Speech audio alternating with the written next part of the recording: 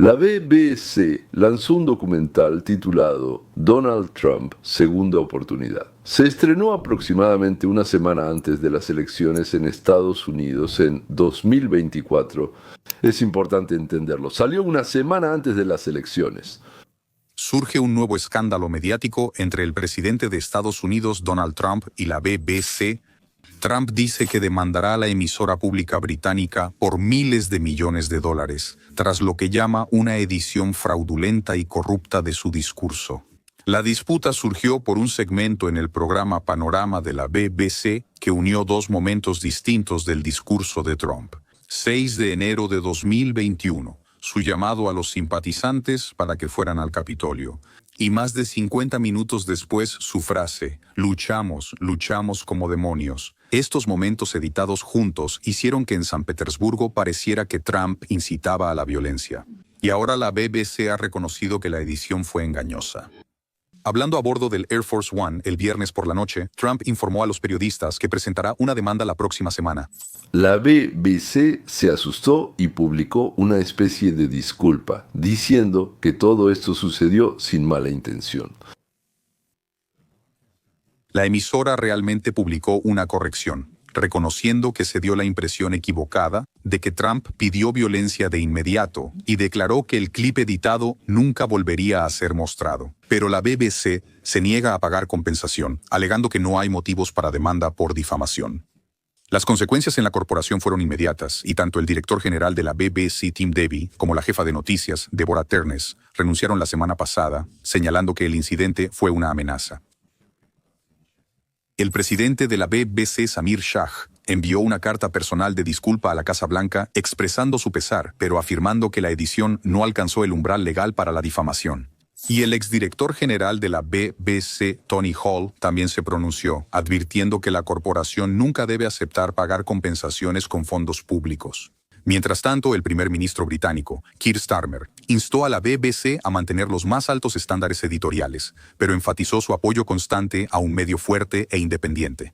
Sin embargo, Trump no cede. Un ABC fuerte e independiente significa que, en palabras, reconocemos el error, pero no vamos a hacer nada al respecto ni planeamos hacerlo. Bueno, está bien, despidieron a 2 personas y las contrataron en otros trabajos y que todos ustedes se vayan al diablo. Pero la BBC no se equivocó por casualidad, como dijeron una vez. La ministra de Cultura del Reino Unido, Lisa Nandy, declara que el escándalo ha aumentado la preocupación sobre la influencia política en la BBC y planea abordar este tema en la próxima revisión de la carta. Trump tiene historial de lograr grandes acuerdos con compañías mediáticas estadounidenses. En julio, Paramount resolvió una demanda donde Trump acusó a 60 Minutos de CBS de editar una entrevista que, según él, influyó injustamente en las elecciones de 2024. Tal vez podríamos estar de acuerdo en que el editor no querían, por supuesto, causar daño, pero el asunto es que de inmediato se encontró otro error inocente. Y ahora nos enteramos de que el mismo discurso fue editado y mostrado en Newsnight 2 años antes, es decir, en 2022. No solo eso, el invitado, después de que le mostraron ese fragmento en ese programa, luego declara, en realidad ustedes cambiaron el sentido de lo que se dijo. A la mañana siguiente, según informa The Telegraph, esto se discutió en una reunión editorial por correo electrónico y todas las preocupaciones expresadas fueron ignoradas. Ahora la BBC emitió un comunicado en el que dice que la BBC mantiene los más altos estándares editoriales. Este asunto ha sido llevado a nuestra atención y actualmente lo estamos investigando. Aclaro. Además del documental con la trampa, en las noticias de la BBC hay un programa completamente diferente, una redacción distinta. Se lanzó otro engaño, es decir, el mismo discurso del presidente, pero editado de otra manera. Incluso los empleados de la BBC dijeron durante la preparación que era una manipulación, pero la dirección de ese otro programa, digamos, lo ignoró, por decirlo suavemente. Hoy, esta noche les dices a nuestros espectadores que vas a presentar una demanda por difamación contra la BBC. Creo que tengo la obligación de hacerlo porque no se puede permitir que la gente haga eso. Ante las amenazas del presidente Trump de demandar a la BBC por editar engañosamente su discurso del 6 de enero, nos enteramos de que la cadena lo hizo por segunda vez. En serio, BBC. The Telegraph reporta que BBC Newsnight en 2022 editó de forma engañosa para aparentar que Trump animaba a sus seguidores a provocar disturbios. Eso, O sea, tienen una televisión imparcial, honesta y noble que lucha contra el gran embustero. Y para luchar contra el gran embustero mienten, bueno, sin parar. aquí el montaje de la BBC y después lo que realmente dijo subtítulos. Vamos a apoyar a nuestros valientes senadores y congresistas mujeres. Y estamos luchando con todas nuestras fuerzas. Y vamos a apoyar a nuestros valientes senadores y congresistas mujeres. Y tal vez no apoyemos tanto a algunos de ellos. El mismo discurso, pero falsificado, distinto. Trump dice, vamos a honrar a nuestros valientes representantes, pero no a todos, no a todos. E hizo que pareciera que él dijo, supuestamente vamos a ir al Capitolio, vamos a honrar a nuestros representantes y seguiremos adelante. Corte a banderas, la multitud, luego vamos a pelear como en el infierno. Al Capitolio, vamos a ir al Capitolio y yo estaré con ustedes y vamos a luchar con todas nuestras fuerzas. Si no luchan con todas sus fuerzas, ya no tendrán país. Vamos a ir al Capitolio. Y vamos a luchar. Y vamos a apoyar a nuestros valientes senadores, congresistas y congresistas mujeres. Subtítulos, lucharemos con todas nuestras fuerzas. Si no luchan con todo, perderán el país. A los británicos les agradó su lucha como el infierno. Luchar es hacerlo con todas tus fuerzas, pelear hasta el final o resistir hasta morir. Estos dos comentarios que la BBC juntó fueron hechos con casi una hora de diferencia y no estaban relacionados. La BBC nos informó que la cadena, cito, mantiene los más altos estándares editoriales. Este asunto fue llevado a nuestra atención y actualmente lo estamos investigando. Fin de la cita. Bueno, deberían echarle un vistazo más de cerca. Viles criaturas rastreras con la arrogancia de socios políticos honestos, prostitutas. Jason, el presidente Trump acaba de responder sobre el aborto del Air Force One. Tenemos el audio aquí de eso. Míralo y quiero escuchar tu reacción a lo que acaba de decir el presidente. La BBC se disculpó, retiró el reportaje y no pagará compensación. Eso basta. La próxima semana los demandaremos por entre 1.000 y 5.000 millones de dólares. ¿Listo? Jason viste todo desde tu perspectiva y cercanía con el presidente, pero ahora él confirma que sí. La próxima semana probablemente demandaremos por entre 1.000 y 5.000 millones de dólares, ya que el presidente quiere restaurar su reputación. Esta enmienda fue tan engañosa. Sí, así es. Es bueno que el presidente Trump siga actuando y no dé marcha atrás. Y creo que una de las cosas que la gente realmente debe entender aquí es que la BBC, como mencionaste, solo se disculpó una vez. Solo se disculparon por uno de los casos, no por ambos. Que después de tantos días dijeran que no restaurarán la reputación del presidente Trump ni pagarán compensación es realmente incomprensible. Déjenme explicar a la gente en casa por qué la BBC tiene tantos problemas. El momento de la carga de la prueba en el Reino Unido difiere mucho del de Estados Unidos. En Estados Unidos, el demandante es quien fue difamado. La persona que presenta la demanda debe probar que lo que se dijo en su contra es falso, pero en el Reino Unido, el demandado, es decir, el medio de comunicación que hizo la declaración difamatoria, debe probar que lo que dijeron era verdad. ¿Cómo lo mostraron al público? La declaración de la BBC era falsa y juntaron cosas intencionalmente. Y luego el hecho de que toda la directiva de la BBC renunció o fue obligada a irse, como lo llames, es otra admisión de culpa. También mencionaste que el presidente Trump está comprometido a llevar esto hasta el final para evitar que se repita. Y te digo que el presidente Trump e incluso la señora Trump realmente están logrando victorias sobre las noticias falsas desde que regresó a la oficina. Y no veo que él vaya a retroceder aquí. Es interesante que el Parlamento del Reino Unido haya salido en defensa de la BBC, lo cual no habla muy bien de nuestro aliado, el Reino Unido. Continuación. El presidente Trump está tratando de destruir nuestra BBC no porque le importe la verdad, sino porque no quiere que sus mentiras sean expuestas. Resulta que a Trump no le importa la verdad, él solo quiere mentir sin consecuencias. Así es. La BBC debe mantener altos estándares, ser responsable y corregir rápido sus errores. Pero siempre defenderé una BBC fuerte e independiente. Sí, ¿cómo es defender un periodismo fuerte e independiente o algo así en contraste con las mentiras engañosas? Correcto, exactamente. Solo están molestos porque los atraparon, no por sentir repulsión por su comportamiento. Simplemente los descubrieron otra vez. Para quienes en el Partido Laborista reaccionan exageradamente, muchos no se dan cuenta de esto.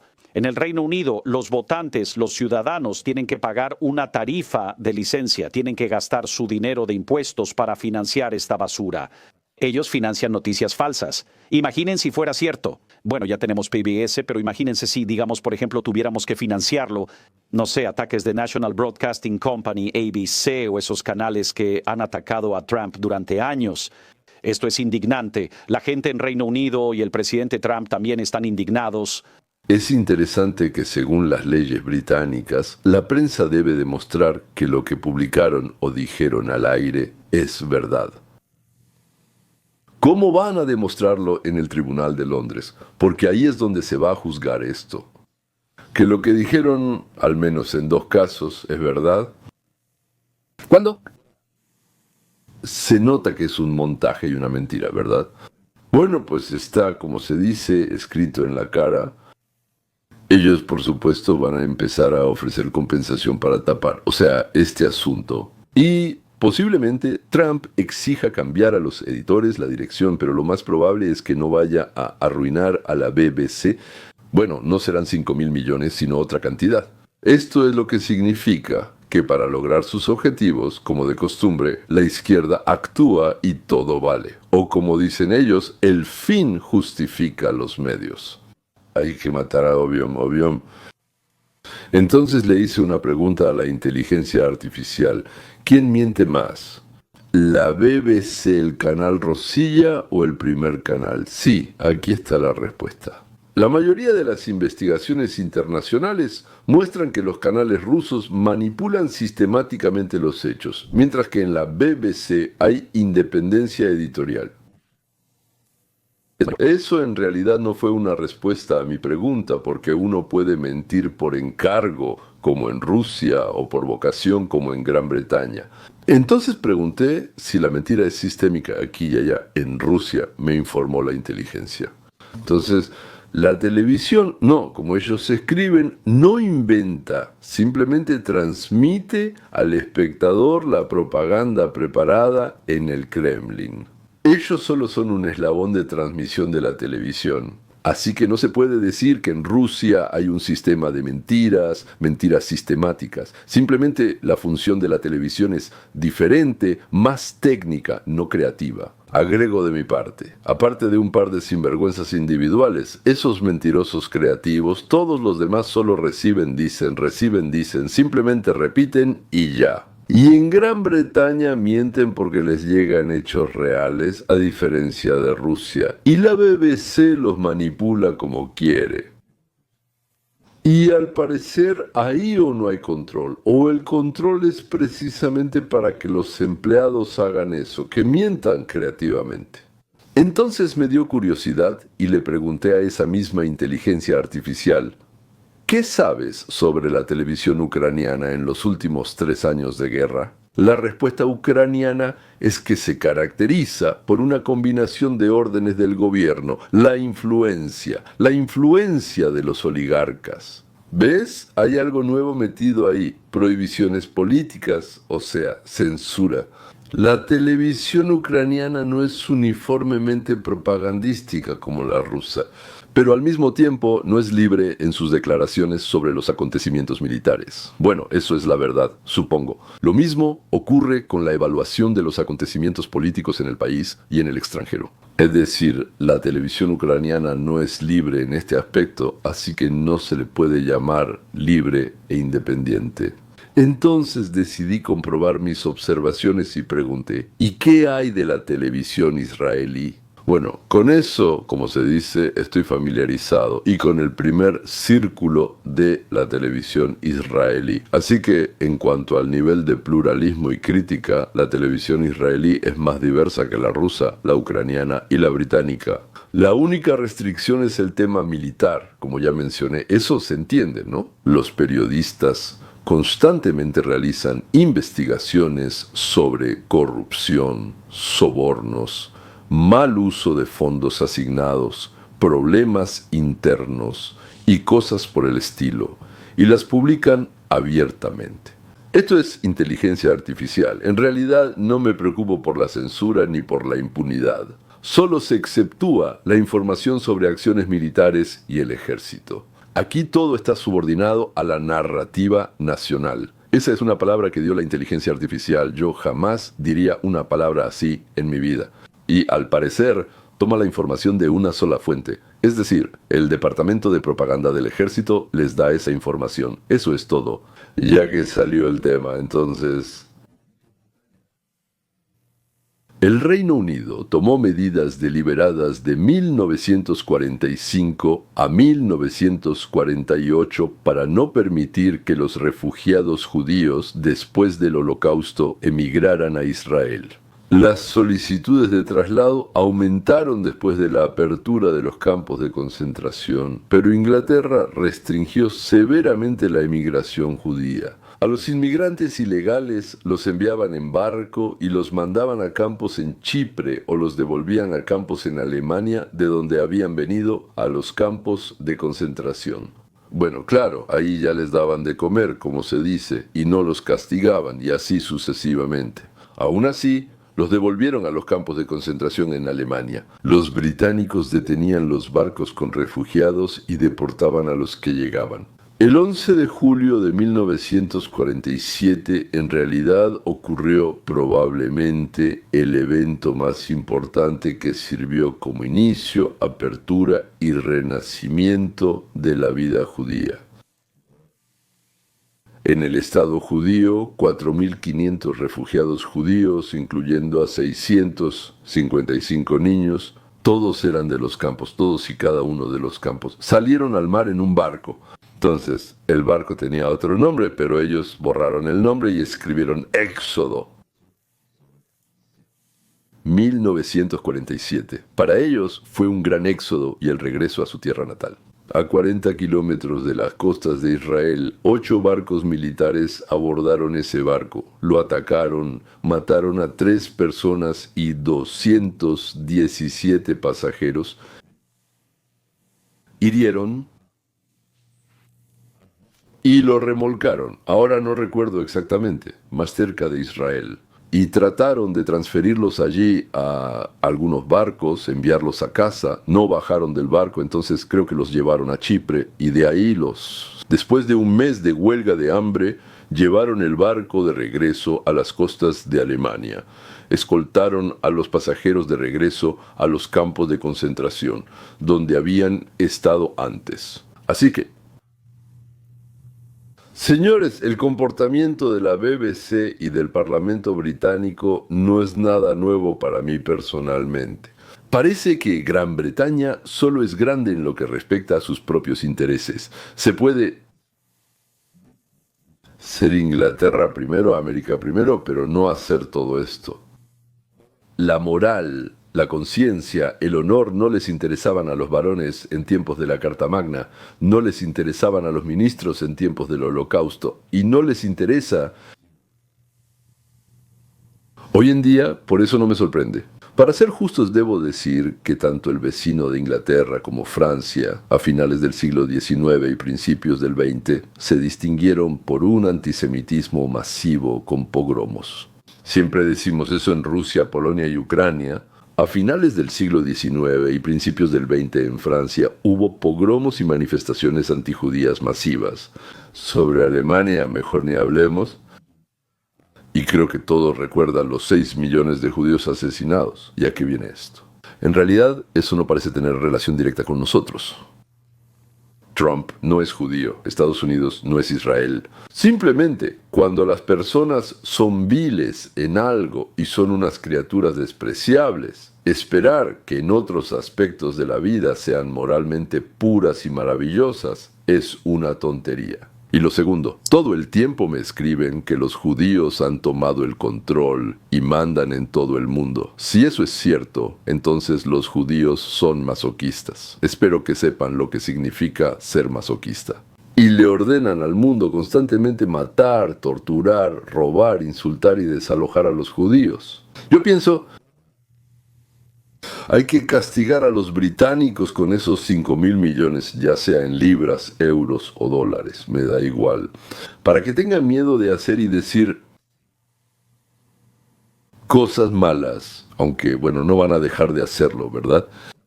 Sí, por experiencia no van a dejar de hacerlo. ¿Y usted qué opina, qué piensa sobre todos estos temas? Sí, señores, no olviden que la campanita está ahí para que la toquen, porque sin la campana no habrá ruido.